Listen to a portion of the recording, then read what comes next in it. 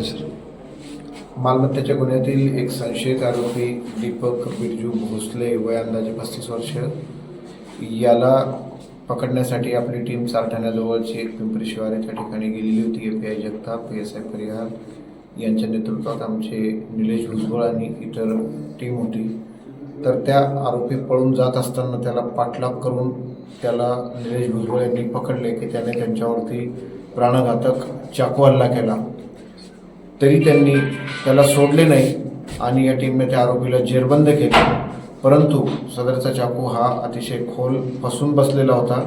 तो दात्र्यांचा चाकू होता आणि खोल गंभीर जखम त्यामुळे झाली.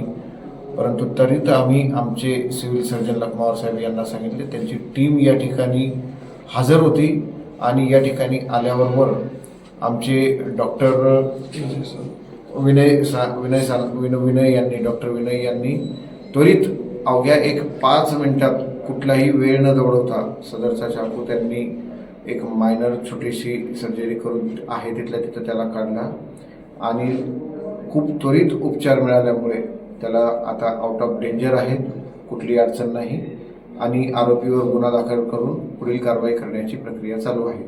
तर या ठिकाणी मी आमचे सिव्हिल सर्जन लखमावर साहेब आणि त्यांची टीम डॉक्टर्स टीम यांचे मी आभार मानेन. खूप त्वरित सर एकूण किती आरोपी होते जे संशयित? एकूण आरोपी सध्या आता तिथं वाइंडअप केलेले 4 ते 5 आरोपी आहेत.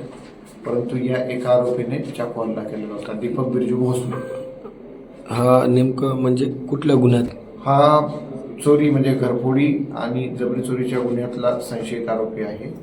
तर त्या संशयावरूनच त्याला चेक करण्यासाठी त्याला अटक करण्यात. किती वाजता आणि कधी घटना? साधारणतः 8:30-8:45ची ही घटना आहे. चारठाण्याच्या जवळचीच एक शिवार आहे, चारठाणा गावाच्या, तिथे झालेली. ठीक. माझं नाव डॉक्टर विनय सानप. सदरील पेशंट निलेश भुजबळ हे हेड कॉन्स्टेबल आहेत.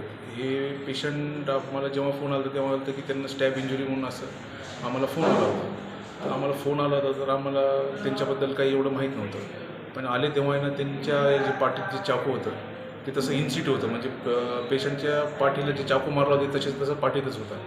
तर आपण त्यांना इमर्जन्सीमध्ये आपण कॅज्युअल्टीमध्येच त्यांना एक लोकल देऊन एक पाठीला थोडा बारीकसा चिरा देऊन ते जे चाकू होतं ते आपल्याला काढण्यात आलं. कारण की ते चाकूला थोडे जे आपण जे सॉ असतात असे त्याला असे जे आकडे म्हणतो आपण त्याला, जे सॉ असतात ते सॉ आपण ते स्किनमध्ये अडकले होते आणि ते चांगले डीप गेले होते. तर ते डीप गेल्यामुळं आपण ते एक मायनरचं इन्सिजन देऊन लोकल देऊन ते आपण काढले आणि ते सदरील जे इन्स्ट्रुमेंट होतं म्हणजे जे बी वेपन होतं ते आपण पोलिसाला हँडओव्हर केलं. आणि हे सगळं करताना माझ्यासोबत आमचे सोबतचे सहकारी मनोज मोरे सर, आमचे जे HOD आहेत आपले बन सर आणि प्रदीप पवार सर, हे सगळेजणांच्या मार्गदर्शनाखाली आपण केलं. आणि ह्या सगळ्या गोष्टीसाठी आपले CS सर लखमवार सर आणि ACS मॅडम बडे मॅडम यांनी खूप सहकार्य केलं. आपल्याला 10 ते 15 मिनटं लागले. आता सध्या स्थिर आहे. CT स्कॅन आपण केलेला आहे. CT स्कॅनच्या रिपोर्टमध्ये सध्या तर काही प्रोव्हिजनलमध्ये सगळं नॉर्मल आहे. बाकी तर अजून काही असं काही इंटरनल इंजुरी असं काही CT स्कॅनमध्ये दिसून आलं नाही. बाकी रिपोर्ट अजून वेटिंग आहे.